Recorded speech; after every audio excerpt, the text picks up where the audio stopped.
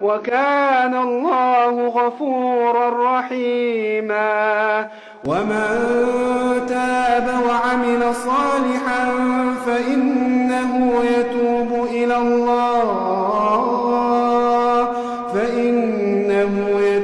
إلى الله متابا.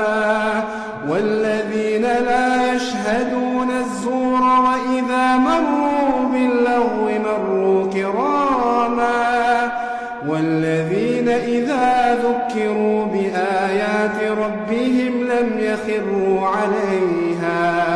لم يخروا